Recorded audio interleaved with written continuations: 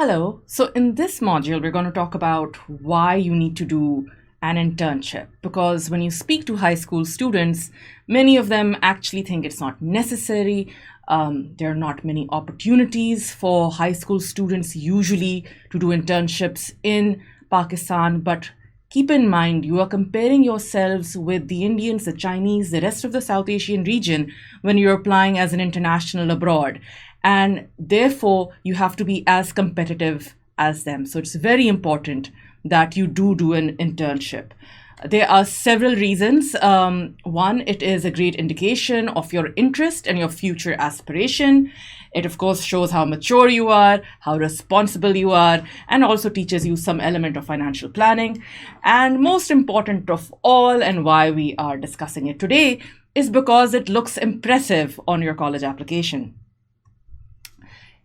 It is important that the internship you undertake be aligned to your area of academic passion. So, for instance, if you're planning to study business or finance in college, it makes sense for you to do an internship at a bank. If you're planning to do economics, you may want to think about an internship at a think tank. If you're planning to study law, you might want to approach a law firm, whether private or academic related, to get some experience there. So always try to make sure that the internships you are doing is related to the area you wish to study. At Ion Ivy, we highly recommend that an internship period should be a minimum of 6 weeks, and therefore the best time to do it is in the summer.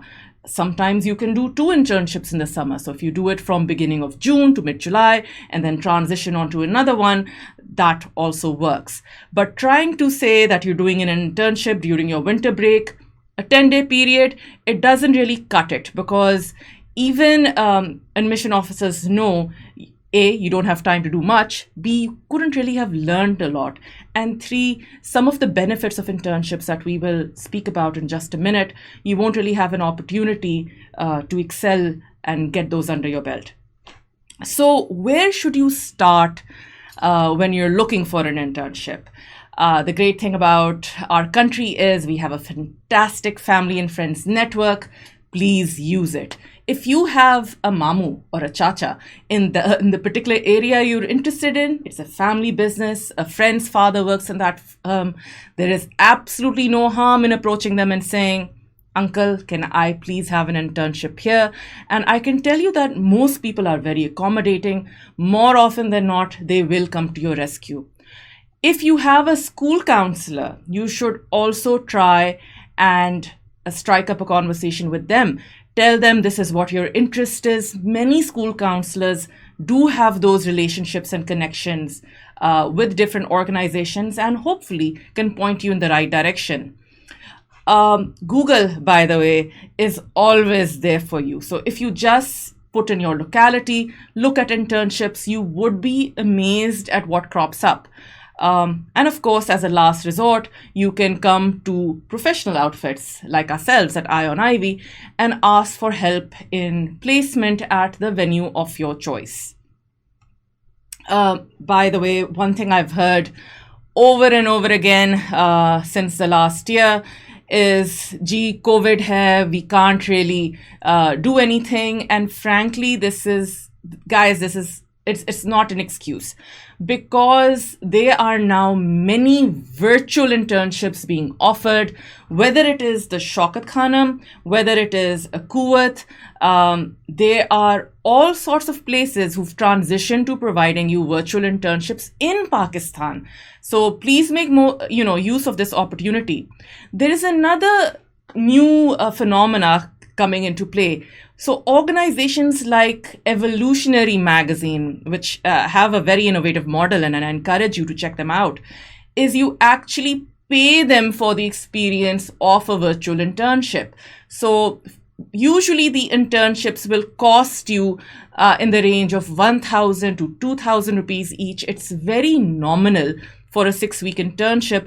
The purpose being they will cater to providing you the experience you would have gotten at a physical venue in many areas of your choice, whether it is content writing or other stuff. So you can always check that out as well.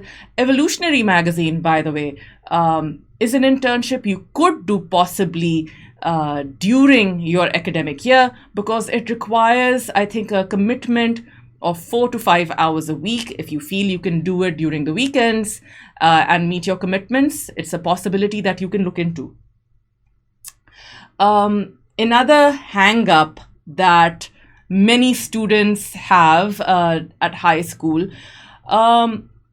Ms. Shanza, this internship is unpaid. I'm looking for a paid internship. Keep in mind, this is probably your very first gig. This is the first time you will have a job. And frankly, you are at the bottom rung of the ladder. You are just starting out. It should not be a concern of yours whether the internship is paid or unpaid at the college level. I can absolutely understand if you want the internship to be paid, but at the high school level, please, that should not be your focus. The focus is for you to get experience, for you to be able to put that onto your resume and to build those networks as well. So, how should you go about getting an internship? Timing is critical. If you are targeting the summer, like I hope you will, then please start looking for an internship as early as January or February. If you wake up in the last week of your exams at the end of May and say, I want an internship from tomorrow, chances are it's not really going to happen. So please plan ahead, plan several months in ahead. This is not something that is a fly-by-night kind of an episode. And of course, apply to numerous places. Don't put all your eggs in one basket. I've asked a particular person, it fell through, now my summer is wasted. So please go out and apply to at least 3 to 4 different places so that one of your options will work out. Strengthen your resume. Many internships, wherever you're applying, they will ask you for a resume, and students in 9th to 12th grade think, well, I don't have any experience. What should I put on my resume? So what you can put on your resume are the classes you're taking, any projects that you have done, your hobbies, your passions, your skills. Are you a public speaker? Are you a creative writer? Do you know any kind of tech-related apps? You should put all of that in and kind of sell yourself. This is your chance to market your abilities.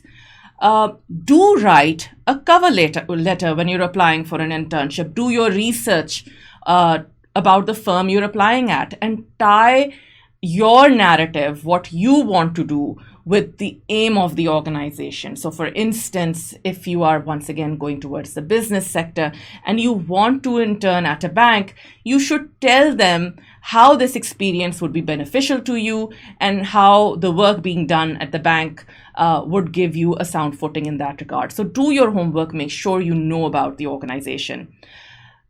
Many organizations, when you apply for an interview, will ask you to come in for an interview.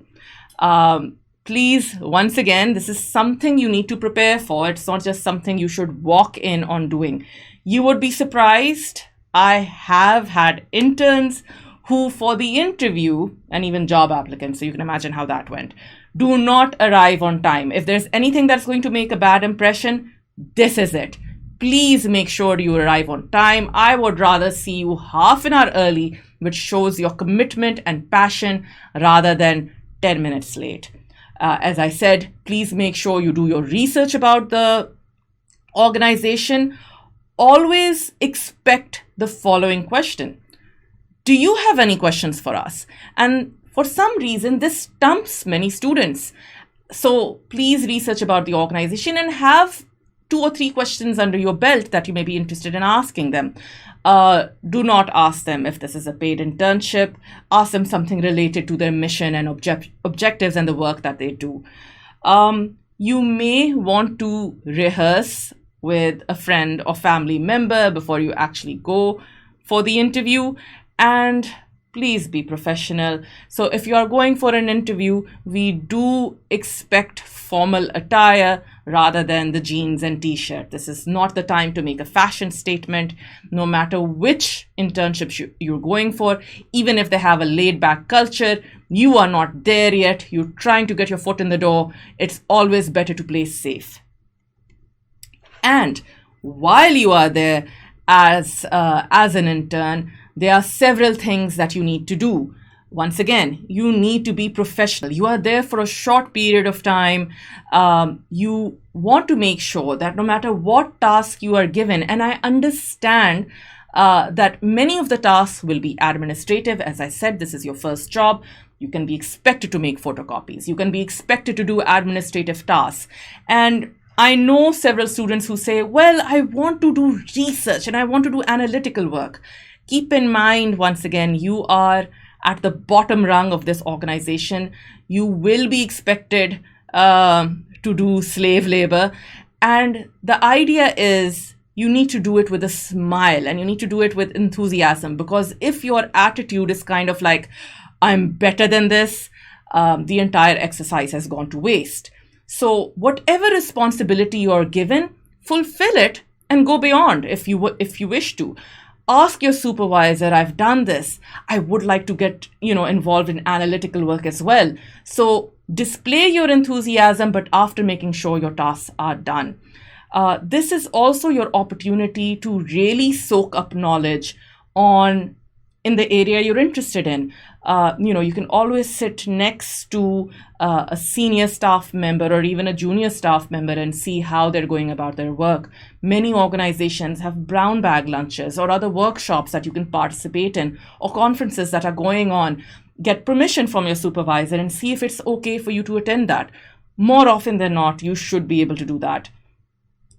This is also a great opportunity for you to socialize and network. This is going to be your sector. These people who might be junior staff members now, by the time you graduate and come back, will be senior people in this field. So it's a good idea to make those friendships and to cultivate that network. And last, and not least, one of the key reasons you're here, please make sure to ask for your recommendation letter.